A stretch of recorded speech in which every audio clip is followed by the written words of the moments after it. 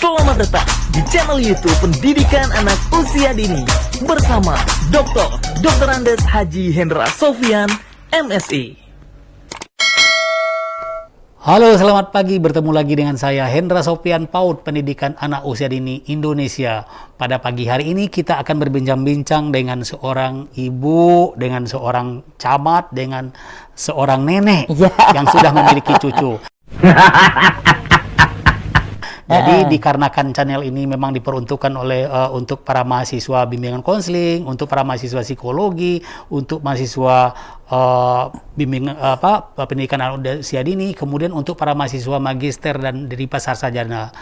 Sekarang kita luar biasa datang ke kantor camat ingin melihat bagaimana pengalaman beliau di dalam membesarkan anak, kemudian mendidik anak-anak beliau, sehingga juga sekarang ada cucu juga yang perlu barangkali perhatian sebagai modeling nih dalam keluarga. Bu Camat, saya ingin berbincang-bincang sama Ibu. Bagaimana kiprah Ibu?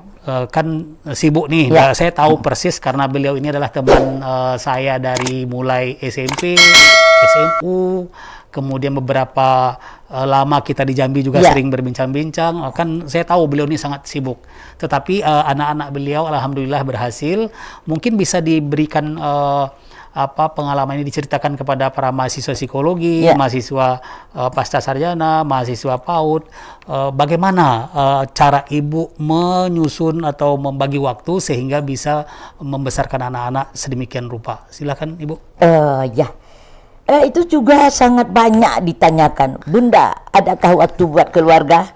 Saya katakan, dalam hal melaksanakan kegiatan rutinitas sehari-hari, saya sebagai abdi negara, abdi masyarakat, abdi pemerintah, abdi keluarga. Nah, 4 pengabdian ini bagaimana kita mengaturnya, bagaimana kita memanage waktu kita sehingga semuanya bisa. Nah, saya bayangkan ketika saya mulai punya bayi, punya balita, punya anak remaja, kemudian anak saya sudah tumbuh dan berkembang menjadi mahasiswa. Nah, tentu itu tidak semudah membalik telapak tangan. Nah, kunci kata di dalam mendidik anak, jangan pernah mendikte anak. Yang kedua, di dalam mendidik anak, jangan pernah kita menyudutkan dia apabila dia punya kesalahan. Dalam mendidik anak, kita belajar bagaimana si anak bisa menjadi anak yang disiplin, tanggung jawab, dan bisa memahami kesibukan orang tuanya. Maka saya ketika itu, anak-anak pada kecil punya yang ART, yang punya pengasuh, dan bagaimana kita menyatukan hati kita dengan yang mengasuh anak sehingga yang mengasuh anak menjadi betah bersama kita dan dia paham, orang tua anak punya keinginan anaknya begini. Nah, saya juga dalam mendidik anak, terutama zaman sekarang, zaman teknologi, bagaimana anak yang lahir di zaman teknologi ini membuat kita orang tua serba ekstra. Kalau kita orang tua tidak bisa mendidik mereka, maka masa muda anak-anak akan sia-sia. Kemudian masa remajanya bisa saja hancur karena perkembangan teknologi. Itu satu. Yang kedua, zaman sekarang ini juga kita berada disibukkan dengan zamannya narkoba. Nah, bagaimana anak remaja kita untuk tidak menyentuh narkoba, terhindar dari narkoba? Itu kita orang tua serba ekstra. Baik kita punya anak perempuan maupun punya anak laki-laki. Nah, saya alhamdulillah dikaruniai oleh Allah satu pasang anak perempuan dan laki-laki. Perempuan sudah menikah, alumni daripada Padang. Beliau itu sekolahnya di Padang dan alhamdulillah sudah selesai. Sekarang ikut kerja bersama saya. Nah, kemudian juga anak saya yang kedua di Universitas Jambi, jurusan hukum, hampir mau masuk, katanya mau masuk semester 7. Nah, apa yang saya bimbing kepada anak-anak? Wahai anak-anak Bunda, mari dengar nasihat Bunda. Bunda menasihati cukup 1 kali. Apa yang saya nasihati?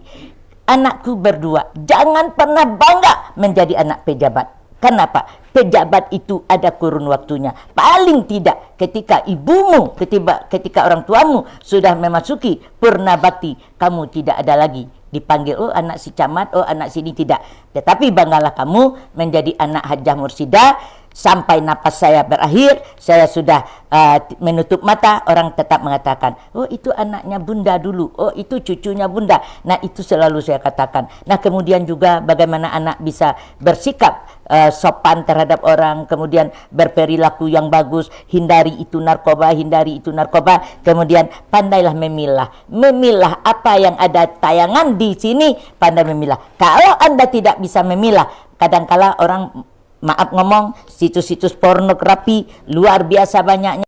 Iya. Kadang-kadang anak yang tidak bisa memilah, dia melihat. Setelah melihat, dia ingin mencoba. Setelah mencoba menjadi kecanduan, ini luar biasa bahaya yang kita takutin. Maka saya katakan kepada anak saya, bagaimana ini semua. Nah sekarang punya cucu lagi. Nah saya beri pengetahuan saya kepada anak perempuan saya. Wahai Penny, bagaimana mendidik anak? Anak jangan pernah dimarahi, anak jangan pernah didikte. Nanti kamu merasakan bagaimana menjadi orang tua. Dari mulai lahir sampai 6 tahun. Bagaimana memberi rangsangan kepada si anak. Sehingga anak ini nantinya bisa mengikuti pendidikan-pendidikan berikutnya. Dan pendidikan itu harus berkelanjutan. Nah ini selalu. Nah kemudian juga karena saya boleh dikatakan ya, kadangkala orang mengatakan, alah camat itu pengen mencari viral. Dalam bekerja tidaklah viral yang dicari, tetapi viral itu timbul, muncul. Kadangkala bukan saya yang memvideokan, kadangkala saya lagi marah, ada orang nonton di videonya, dimasuknya. Nah saya katakan, alah sok tegas ibu camat itu, sok tegas, sok meniru gaya pemimpin Ibu Risma. Saya katakan, barangkali Pak dosen tahu, saya selalu ingin menjadi diri saya sendiri, bukan diri orang lain, bukan bayangan kesuksesan orang lain. Nah kalau dibilang meniru gaya Ibu Risma, mohon maaf, Ibu Risma mungkin jam 10, jam 11 sudah tidur nyenyak. Tetapi saya sampai jam 2 malam saya masih bersama masyarakat. Saya tidak akan tidur nyenyak apabila masyarakat Pasar Jambi ini, Palmerah di kemarin, Jambi Selatan kemarinnya lagi, Pasir Putih yang sebelumnya. Apabila masyarakat saya belum tertidur nyenyak, seorang bunda takkan bisa tidur nyenyak. Kenapa? Karena saya menganggap apabila sudah tidur nyenyak, berarti permasalahan di wilayahnya sudah aman, sudah nyaman. Nah itulah saya, dan saya selalu katakan, biarkan anjing menggonggong, kapilah tetap berlalu. Biarkan orang bercuit, tetapi saya tetap dengan semangat. Sampai akhir hayat saya tetap menjadi camat seumur hidup. Kenapa camat seumur hidup bunda?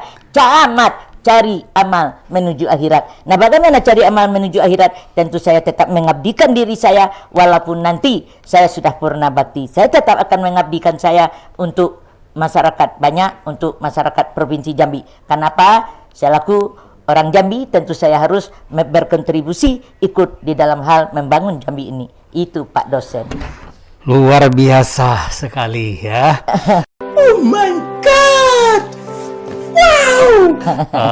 Penjelasannya, tapi ada satu hal bunda, karena ini kan berhubungan dengan bunda adalah seorang ibu sekarang ini yang memiliki anak remaja. Nah ini menarik karena di mata kuliah psikologi itu ada pembahasan kita tentang remaja.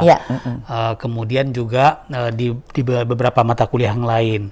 Nah di dalam persoalan remaja itu sekarang kan lagi isu-isunya, misalnya ada tadi bunda katakan pornografi, kemudian narkoba, lalu free seksual, lalu misalnya lagi seks menyimpang, dan juga ada juga yang berkaitan dengan apa namanya nih, kebut-kebutan di jalan, betul. Dan banyak lagi pelanggaran-pelanggaran hukum dari remaja. Nah, insya Allah saya tahu dan yakin bahwa anak bunda merupakan contoh lah tidak seperti demikian.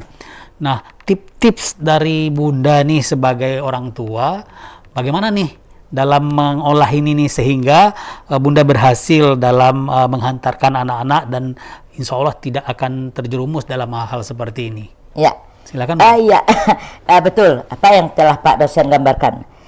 Selama saya di pasar ini 1,5 tahun, anak-anak yang boleh dikatakan patroli yang kami lakukan, hampir yang terjaring itu usianya sangat muda. Usianya boleh dikatakan berkisar 17 tahun sampai 25 tahun. 25 tahun itulah yang paling tinggi ya. Nah, kenapa anak ini bisa begini? Saya tanyakan, anakku sayang, ada apa kalian seperti ini? Ya Bu, kamu punya orang tua? Punya. Kamu punya orang tua? Enggak, orang tua kami berpisah. Orang tua kami bercerai. kamu orang tua meninggal begini alasannya begini. Nah, apa yang saya temui? Terkadang tadi ya, perilaku yang menyimpang, seks yang menyimpang. Kadang dia malamnya menjadi lelaki, siangnya menjadi lelaki, malamnya jadi perempuan, dan itu banyak sekali kita temui.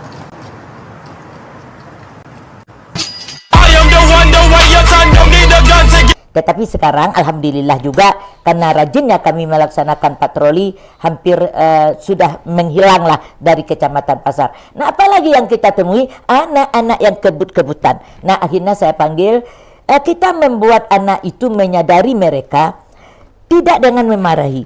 Tetapi bagaimana anak ini kita panggil, kita peluk anak itu. Sini ya, kamu jangan lihat saya camatnya, tetapi saya adalah bunda kamu. Karena saya mengatakan saya ini bunda kita semua. Saya punya anak seusia dengan kamu.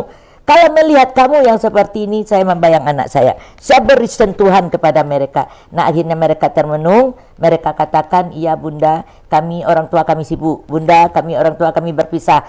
Jadi saya ambil kesimpulan. Ini anak adalah korban dari rumah tangga yang broken home.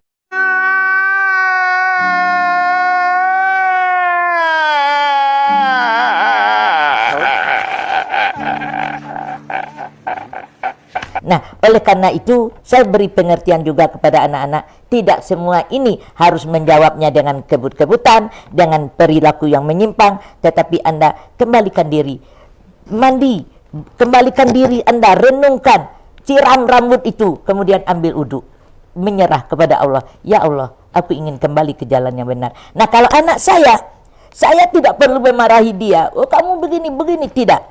Saya cukup, anakku sayang, anakku berdua, tonton itu masa lalu ibumu. Kamu melihat ibumu di saat ibumu pakai baju dinas, tapi kamu tidak pernah tahu ketika perjuangan ibumu menuju baju dinas. Kamu lihat itu, apa yang terjadi? Itu secara otomatis membuka pikiran dia, menumbuhkan kasih sayangnya yang teramat dalam kepada ibu. Kadang-kadang saya belum makan, ibu sibuk, ibu harus makan, ibu sudah minum. Anak saya laki-laki itu punya perhatian sekali, karena dia di kampus juga dikasih tahu sama teman-temannya, Dit, ibumu dulu tuh Dit, timbul rasa sayangnya. Jadi saya tidak susah-susah lagi mengejar mereka dengan suara keras, dengan bagaimana, apalagi sampai dengan main tangan. Saya belum pernah menyentuh anak saya dengan tangan, karena saya selalu menyentuhnya dengan kasih sayang, dengan teguran yang halus. Nah, kalau sekarang, Dit, coba lihat tuh, tonton video ibu itu. Dia menonton, dia juga melihat banyak-banyaknya saya mendapat tawaran tampil di sana, situ saya bangkitkan semangatnya. Adit, kamu anak laki-lakiku satu-satunya, dan kaulah menjadi untuk selanjutnya bisa menerus generasi penerus buatnya. Nah, itu saya tumbuhkan kepada anak-anak. Nah, apa yang Pak dosen sampaikan tadi, perilaku-perilaku yang menyimpang ini, kebut-kebutan, kemudian membuat suatu kekerasan baru saja terjadi, anak usia muda dibacok oleh temannya sehingga meninggal.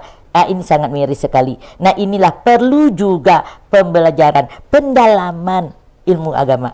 Kemudian juga anak itu kita bawa bersosialisasi dengan kegiatan yang positif. Nah, jangan sampai anak ini dia melihat suatu kekerasan di tempat lain, dia ingin praktek. Kunci dari anak-anak itu pertama dia melihat. Setelah melihat dia mencoba. Setelah mencoba dia menjadi satu kecanduan. Ini yang sangat berbahaya. Kalau sudah kecanduan, maka ini menjadi kebiasaan dia, dan kebiasaan ini kebiasaan buruk. Nah, saya selalu katakan, kalau di sini anak-anak muda, hampir anak-anak yang kerja di sini, saya buat. Nah, misalnya bulan suci Ramadan ini, Anda harus sholat berjamaah di saat zuhur. Kita punya musala. Kemudian tadarus Al-Quran. Kemudian, kalaupun kemarin saya siapkan ada satu studio buat mereka latihan kesenian, tetapi kalau bulan Ramadan ini lagunya lagu-lagu agamais, lagu-lagu yang mengenangkan kita untuk menuju ke sana. Apa contohnya, Bunda? Hidup ini tidak ada kita yang nyangka. Contoh Adinda almarhum, ya, si Jack, ada kita nyangko, ketika dia dipanggil aku menangis.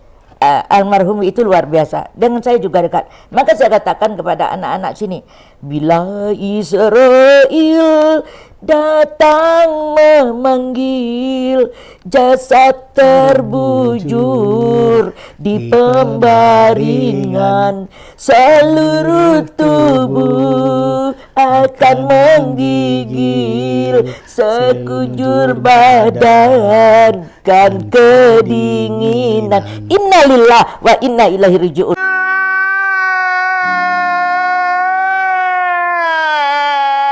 Semua tanda pangkat yang ada di bahu ini semua lepas. Yang tinggal adalah hanya kain kapas.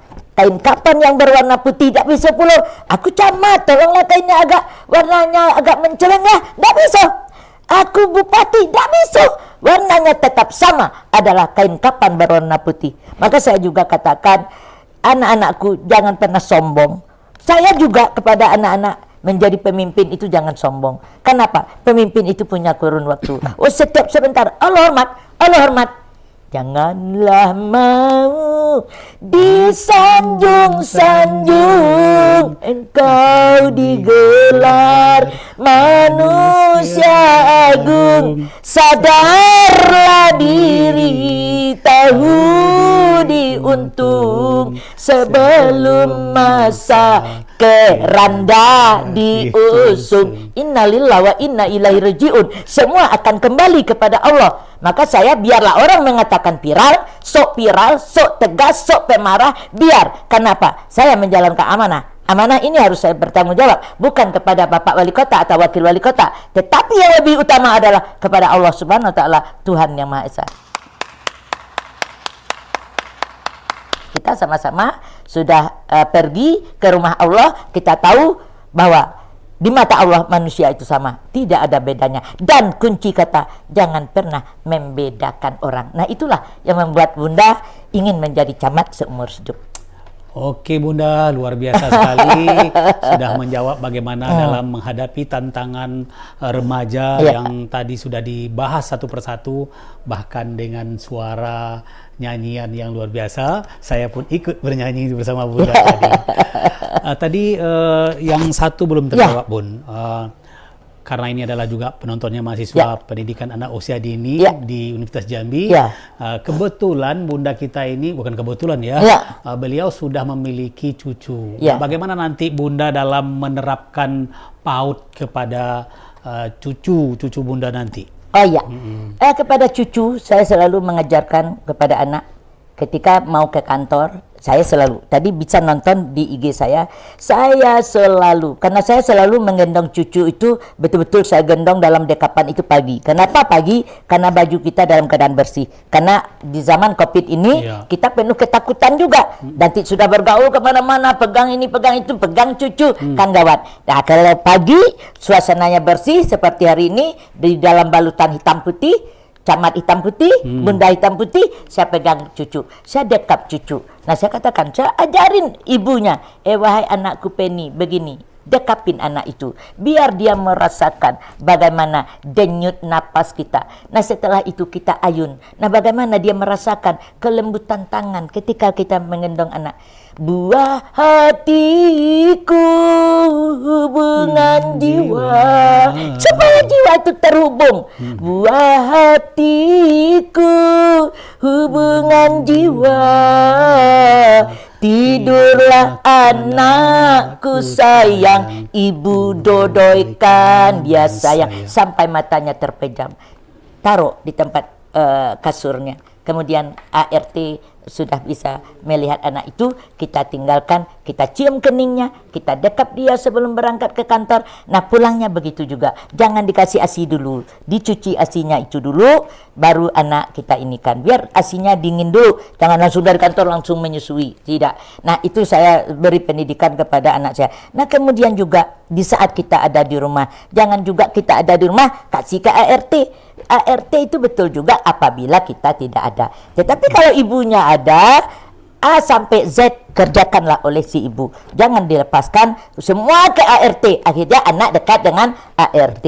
Nah, itu. Jadi pendidikan anak ini memang dari dia lahir sampai umur 6 tahun itu harus dengan tangan ibunya, supaya apa? Dia lebih dekat dengan ibunya, dia lebih paham dengan bagaimana sikap ibunya, dan dia bisa merasakan kasih sayang seorang ibu. Good job. Oke, terima kasih banyak Bunda Camat yang luar biasa.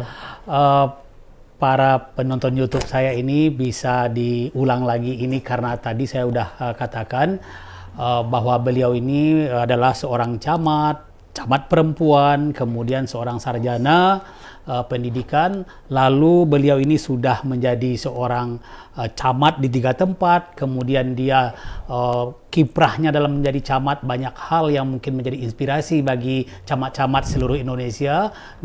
Beliau terjun ke lapangan, sidak, dan terjun langsung di mana saja sehingga menjadi viral. Bahkan saking viralnya nih diundang sama Deddy Corbuzier di salah satu stasiun TV nasional dalam acara Hitam Putih. Anda bisa tonton dong.